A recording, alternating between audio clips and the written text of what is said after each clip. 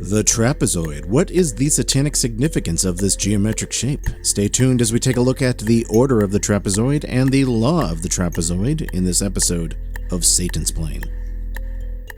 Well, it's not Satan worship, it's Satanism. It's embracing the life-enriching things which have traditionally been given the devil's name.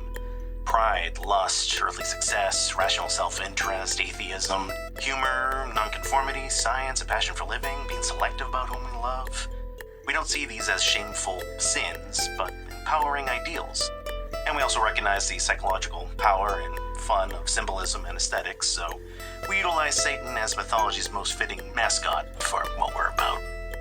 Satansplain. Satanic Talk with Church of Satan Magister Bill M. Magister Bill M with Satansplain. A couple of quick announcements before we begin. I think it was in the previous episode of Satansplain, or the one before, that I mentioned I was invited to be a guest on a podcast called Sask Watch. Unfortunately, I got the times mixed up, and it was completely my fault, and did not get in touch with them in time when I was supposed to. I apologized. Long story short, they are, however, booked until March, to which I said, well, kudos to them for working hard and getting their podcast and thinking that far forward. So anyway, whether they invite me back, we'll see. One show I am, however, still scheduled to do is The Devil's Salon. They've had about half a dozen episodes so far, I think, and they invited me to come in and talk about being a satanic warlock, masculinity, and topics like that. So I'm looking forward to that one. When that will be available, well, I'll share the details in the usual Satansplain channels. Now back to Satansplain. As you regular listeners already know, I did 2 episodes recently on the topic of satanic ritual, why we have it, why it's important, the importance of both solitary and group rituals in Satanism, and so on. And I am very, very happy to say that a number of you wrote back, either directly or in the comments online and whatnot, and you said, hey, I'm a Satanist and I never actually stepped up to try ritual, but after listening to Satansplain, it gave me the final encouragement to go ahead and try it. So I did. I set up a little ritual area and I tried my very first satanic ritual, and I'm so glad I did. My only regret is that I didn't do it sooner. So yeah, I've been getting messages like that, and to all of you, I am deeply proud to know that I helped give you that push you needed, and happy to hear that you've put aside the excuses and insecurities you may have had about it and took the plunge, and I wish you many more memorable ritual experiences in the future. Now let's get to today's topic, which is the Trapezoid. I've had a couple of listeners in the past write to me and ask me if I'd consider doing an episode about what Anton LaVey calls the law of the Trapezoid. And more recently, I got an email here from somebody asking about the order of the Trapezoid. So I figured I would address both of those in this episode. Let's read the email in question and first talk about the order of the Trapezoid, because that answer is much shorter. The email I have here is from Jacob. Jacob wrote to me, hello, Bill. I have a few questions and a satanic note I would like to share. The first question would be, how does the church select a high priest or priestess? Second would be regarding the order of the Trapezoid. Can you explain a little about this? As for the selection of the high priest and priestess, I would say that this is pretty straightforward. Whoever is in one of those positions can then appoint somebody else. Now, there aren't too many formalities, I would say, with this, because quite frankly, the Church of Satan is not even a century old, so we haven't had many changes in the top leadership in our history. So going back to the very beginning, Anton LaVey himself started the Church of Satan, so he was high priest by default. That was in 1966. And before he died in 1997, he named Blanche Barton as his successor. So Blanche Barton was the high priestess of the Church of Satan in 1997, when LaVey died, up until 2001, when she decided to step down to focus on being a mother and her personal life. And she named Peter H. Gilmore as the high priest. And he has been the high priest ever since. Now, Magus Gilmore later decided to name his wife, Maga Peggy Nadramia as High Priestess, and they both head the organization. And frankly, I think this has worked out quite well. Magus Gilmore handles a lot of the external affairs, like doing major media representation and the like, while Maga Nadramia has been handling a lot of the internal affairs when members need something from the central office and, what have you.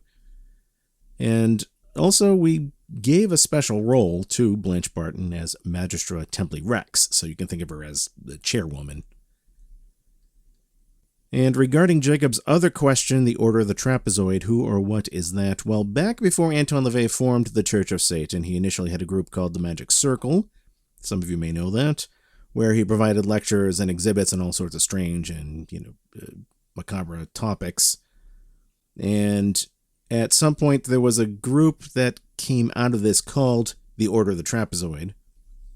Then, as LaVey got more refined in defining an actual belief system and codifying what we now know as Satanism, this group of him and certain other close people, the Order of the Trapezoid, eventually became the main ruling body of the Church of Satan. And today we use that term, Order of the Trapezoid, to just loosely refer to those of us in the Church of Satan who help with any of the administrative duties in the Church of Satan. So, running the website, looking at applications, archiving stuff, helping out members when they have to network with the central office, contacting the press, and all those sorts of things. We talk a little bit about this in the history section of churchofsatan.com. In fact, if you want to go right to the page in the history section of the official website where we talk about it, all you have to do is pull up a web browser and go to the website orderofthetrapezoid.com. If you go to orderofthetrapezoid.com, you will be redirected to the page on churchofsatan.com where we talk about it. Isn't that convenient? But let me read you some of what you will find there. Quote, from the early 1950s, Anton LaVey explored some of these ideas, eventually gaining a reputation as a powerful black magician and San Francisco character. Others who felt aligned with his philosophy gravitated to him, gathering in his notorious Victorian Black House. In accordance with LaVey's explorations of demonic geometry, they took to wearing an odd-shaped black and red medallion adorned with a bat-shaped demon and formed a group called the Order of the Trapezoid, which later evolved into the governing body of the Church of Satan. And then elsewhere on the Church of Satan website, namely on the page about hierarchy, we say, quote, the Order of the Trapezoid consists of the individuals who assist in the administration of the Church of Satan. By the way, that medallion design with the bat is something that SatanMe.com sells. They sell reproductions of it, last I checked. And they're available for anybody to buy if you like them. You don't have to be a part of the ruling body of the Church of Satan or anything to own one. You can buy one of those medallions, those replicas, at SatanMe.com. And apparently there are some pseudo-Satanists who have tried using the same name, Order of the Trapezoid. I believe that Temple of Set, a group of devil worshippers who left the Church of Satan in 1975, have some part of their own org that they call Order of the Trapezoid. In more recent years, I saw another disgruntled ex-member of the Church of Satan try setting up a website called Order of the Trapezoid, and seemingly not really doing much of anything but bitching about the Church of Satan, as usual with these types. But obviously, neither of these things are the real deal, the real Order of the Trapezoid. Now, let's get back to this name, though, Order of the Trapezoid. Why the trapezoid? Why that particular geometric shape? Why was it the Order of the Trapezoid and not the Order of the Pentagon or the Order of the Triangle or Order of the Rhombus? What is the satanic significance of the shape in geometry known as a trapezoid? Well, even going all the way back to the Satanic Bible, for example, there are suggestions on building a trapezoidal altar for group rituals. So, first of all, if you're not sure what a trapezoid is, you can go pause this show and take 10 seconds to do a search on the web to see an example of a trapezoid. It's a four-sided shape, but Unlike a square or a rectangle, the sides aren't all meeting at right angles. Two of the opposite sides are parallel to each other, and the other two are not. So that's what defines a trapezoid. And again, if you don't know what a trapezoid is, just do a search. You'll find a picture and say, oh, okay, I see it now. Now, to answer the question, why the trapezoid? This brings us to what we call in Satanism the law of the trapezoid. To explain the law of the trapezoid, I'm going to read you some of Anton LaVey's essay titled, appropriately enough, Law of the Trapezoid. This essay was published in his essay collection book, The Devil's Notebook. The book was published by Feral House Publishing in 1992. You can buy this book in paperback or as an ebook.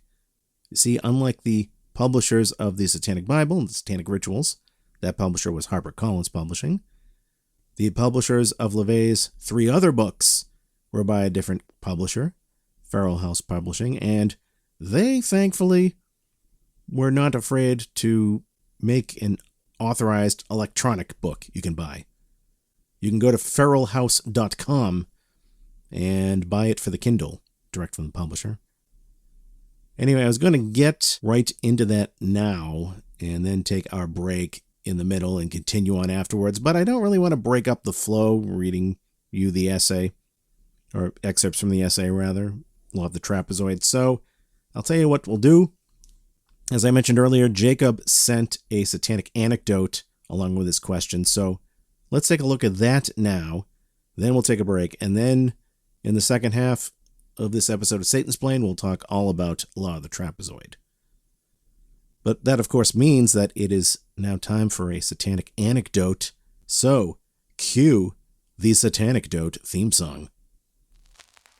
Satanic anecdotes. Satanecdotes. Jacob writes, my Satanecdote starts with me in rehab. As the end of the COVID lockdown ended, I had some health issues from my drinking and needed to find a better way. As we all know, these programs focus a lot on the Alcoholics Anonymous books and their 12-step program. I was familiar with the way the organization works. I knew God was a big part of the program, and I knew I wasn't going to change who I am as a Satanist to conform to an AA, but I knew I needed to find a way for it to work for me. I did find a lot of useful information in the What the Devil essay that had helped me through the program. I look at these meetings as a ritual, and during a meeting, I was the host. I had highlighted a lot from the essay and shared it with everyone in the room. I avoided giving them the impression that it was from the Satanic Scriptures. I got agreeing nods as I read through some of the text. It wasn't until the end of the meeting that I showed everyone the copy of the Satanic Scriptures that I had brought with me to rehab, and I saw confusion and snarls. Not that I cared what they thought of where the information came from, but I was approached afterwards by the staff informing me that only AA-approved literature can be used. So as respect for the facility and the others around me, I kept it to myself from then on. But I had people coming up asking me about it afterwards and expressing their opinions and thoughts. There ends the Satanecdote, and with that, let's take a quick break. You are listening to Satansplain. You are listening to Satansplain, real satanic talk with Church of Satan Magister Bill M. For questions, comments, and correspondence, send an email to bill@satansplain.com. The Satanic Scriptures hands down the wit, wisdom, and diabolical perspective of the Church of Satan's High Priest, Magus Peter H. Gilmore. These essays, articles, and diatribes have been collected from over 20 years of the High Priest's writings for his infernal cabal, some first issued in the pages of publications available only to insiders. From the magic of toys to techniques of time travel, Magus Gilmore leads the reader down a left-hand path where few will find what they expect. Magus Gilmore reveals principles of satanic ritual in a frank discussion of forbidden rites. What is a satanic funeral? How do Satanists marry? Find out now, as these unholy ceremonies have never been disclosed outside of the Church of Satan's hellish hierarchy. Here is the philosophy for those bold enough to be their own gods or devils. visit thesatanicscriptures.com for more information. Released by Scapegoat Publishing. Available in paperback form from major booksellers and independents nationwide. Magister Bill M. here with Satansplain. Visit the official website for the show, satansplain.com. You can listen to episodes of Satansplain directly on the website.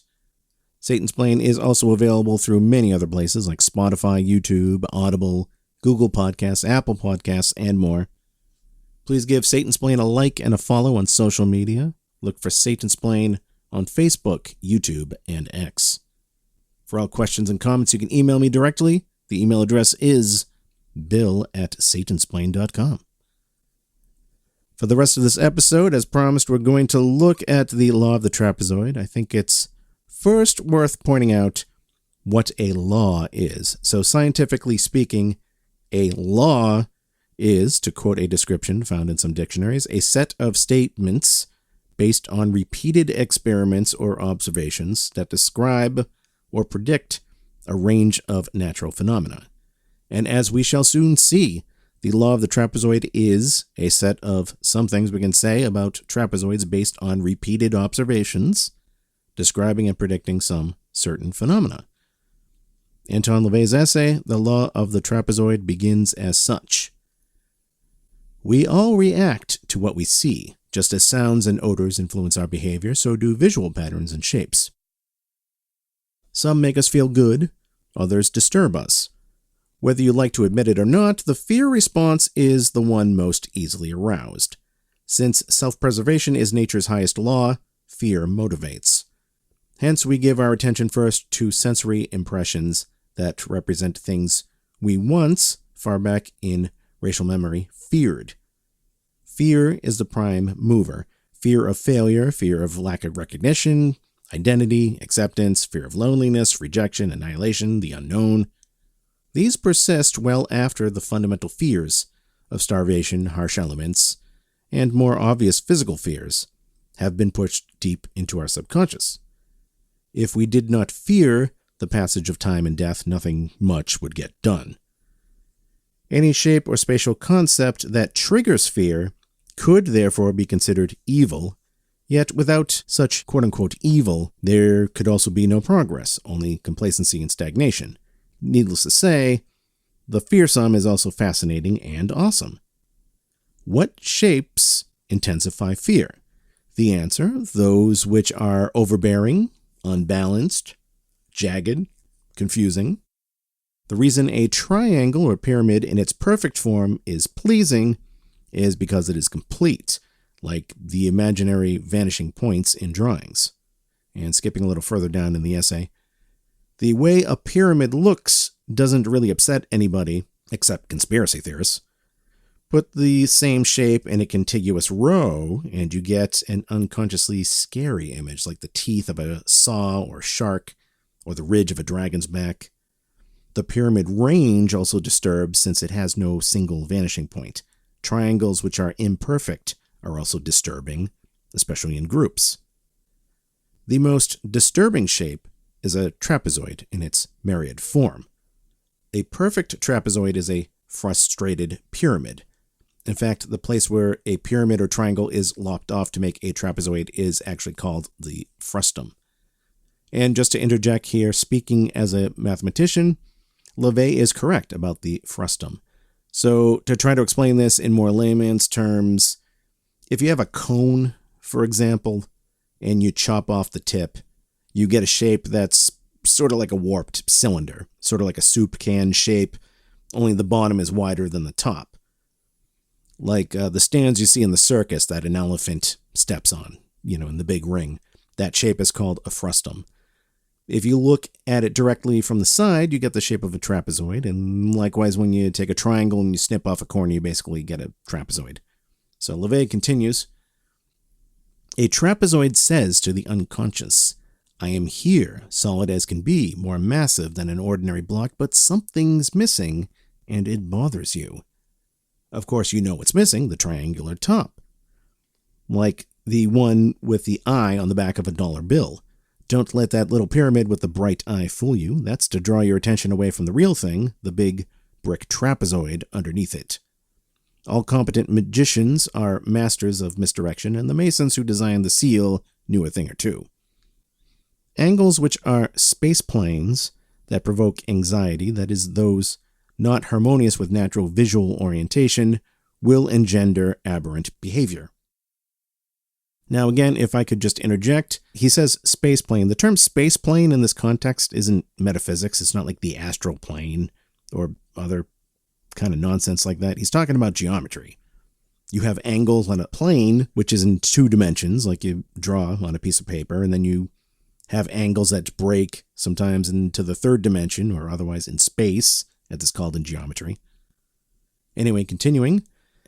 Exceptions occur where a sort of reverse polarity exists in a creature, extreme mental imbalance or perversity, or perhaps even extreme rationality and awareness.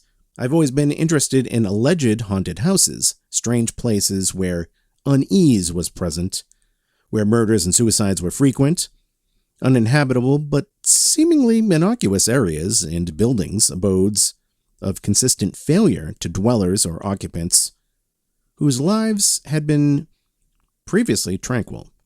Since my earliest years, I've been drawn to such places, curious of their origins and circumstances associated with them.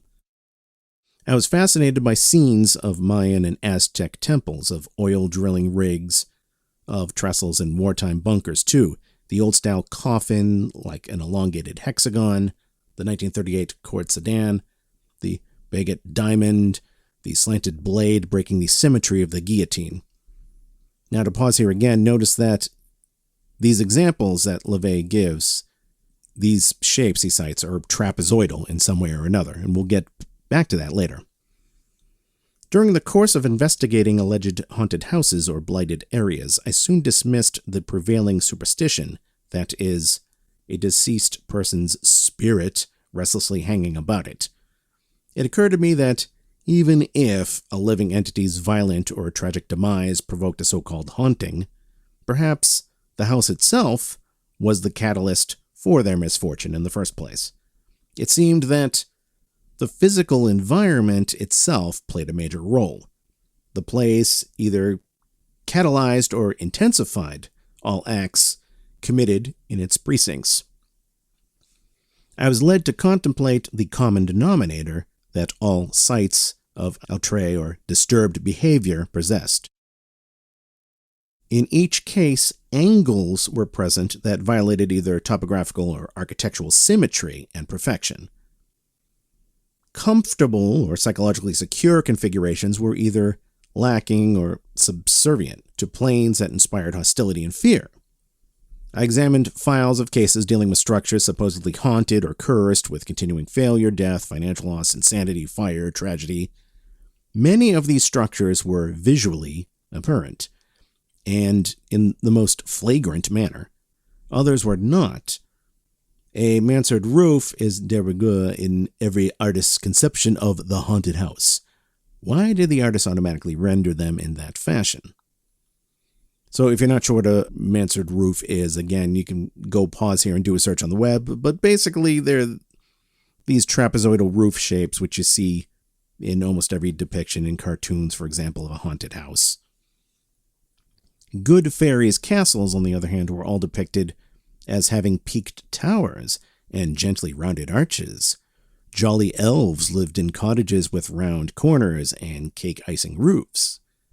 Bluebeards and Frankensteins, however, all lived in stark, monolithic, and grotesquely bastioned abodes. Frankenstein created change and reaction by duplicating God's handiwork. And LeVay goes on here in the essay to list dozens of examples. The architecture of war, medieval storming towers, the Martello towers of the English coast, the latter-day mystery towers resting on the sea bottom offshore, the Menzies submarine sheds, pillboxes, bunkers, tank traps, the defective sloping sides of armored vehicles and turrets, gas chambers, the very lava stone marker in the desert where the first atomic bomb was exploded.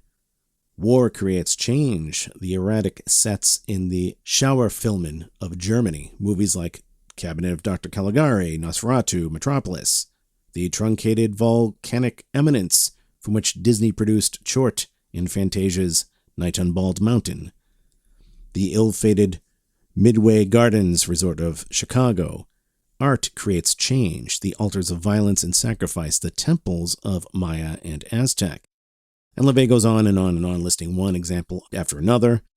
I think it is worth pointing out that the 4 films that he mentioned, Cabinet of Dr. Caligari, Nosferatu, Metropolis, and Disney's Fantasia, are all movies on the Church of Satan suggested film list. Anyway, continuing with the essay. In 1962, I isolated my suppositions and distilled them into what I termed the law of the trapezoid. I had ample evidence that spatial concepts were not only able to affect those who were involved in visual confrontations, but far more insidiously other parties with whom a viewer came into contact. As in any form of contagion, family, friends, and coworkers are affected by signals of anxiety projected by another. The most tranquil and stoical person can be drawn into a chaotic situation if his surroundings are sufficiently disturbing. Often I discovered that subtle aberrations had a more profound effect than readily recognizable and overt spatial distortions. A room, apparently perfect in its rectangular form, would be a habitual scene of violence. Other rooms in the same building would be conspicuous because of their lack of disturbance. The supposedly mad room would be discovered to have one wall slightly off vertical. A small weight on a string suspended from where the wall and ceiling joined would often rest well away from the baseboard. The other walls might be in perfect alignment. So let's picture this. Anton LaVey is looking around at an allegedly haunted house or, haunted room, and he takes a weight on the end of a string. He puts the end of the string up where the ceiling and the wall meet, and he lets the weight drop down to the floor. Now, if the walls were constructed well, the ceilings and the floor should be completely horizontal, the wall connecting them completely vertical. So the weight should land on the floor right where the same wall meets the floor.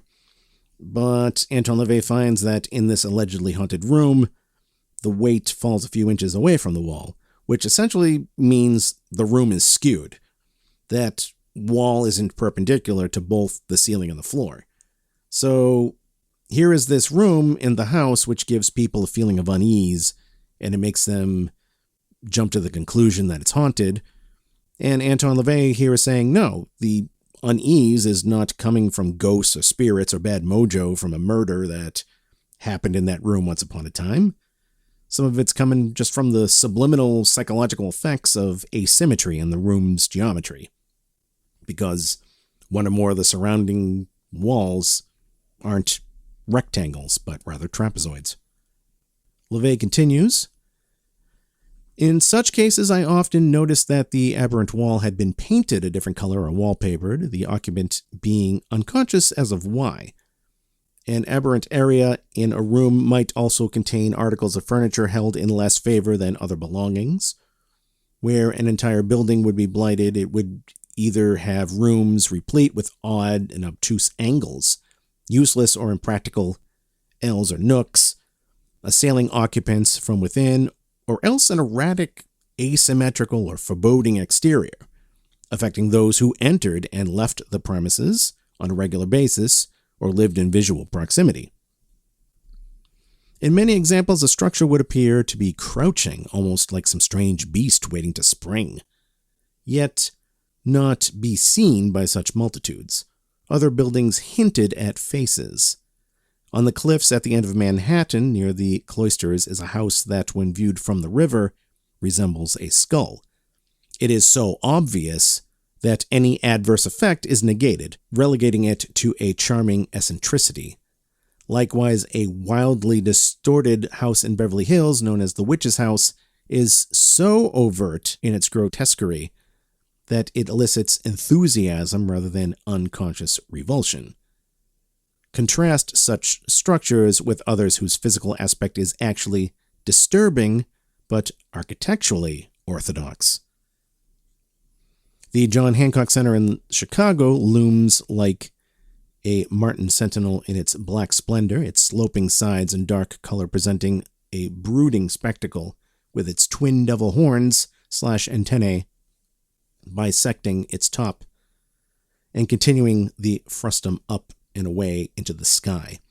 That its history is already grim is, to me, quite understandable. A newer and far madder building is San Francisco's Hyatt Regency Hotel at the foot of California Street.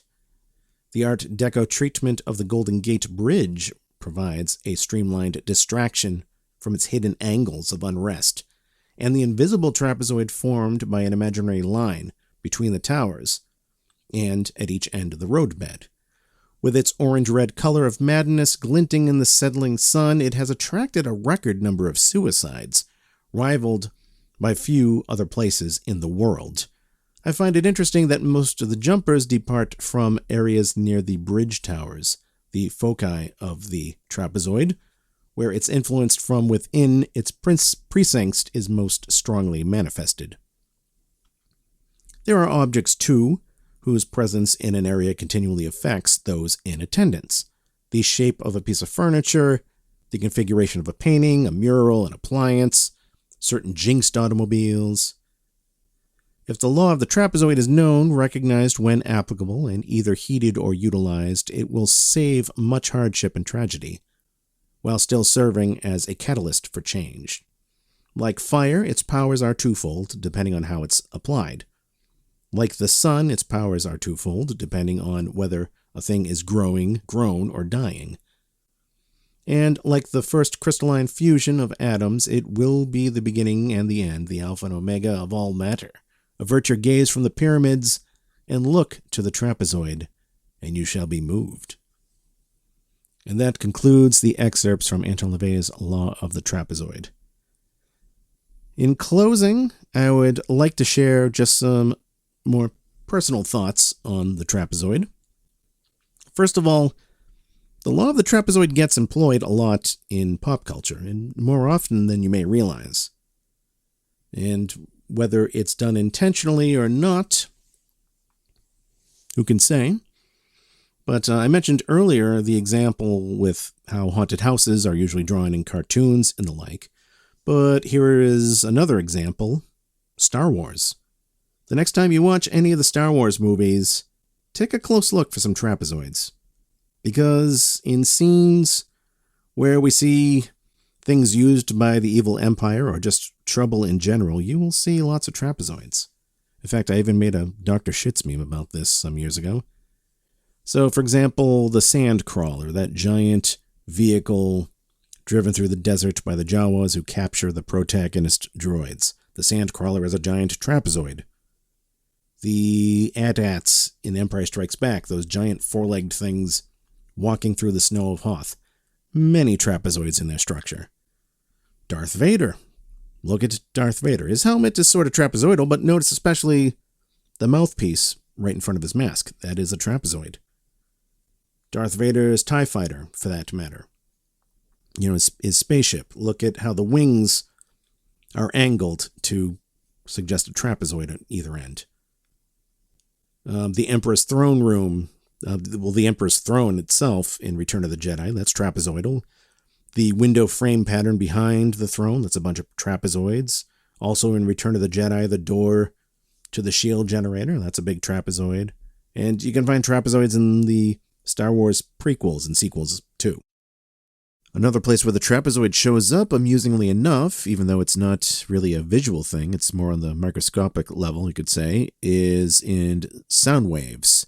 When you clip a sound wave, when you have distortion, you cut it on the top and bottom of the peaks, and you get a trapezoidal sound wave.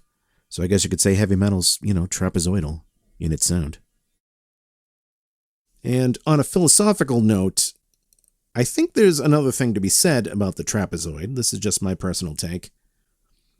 So take a big square tile, or even just a perfectly rectangular piece of cardboard, or a book, say, and hold it upright in front of you.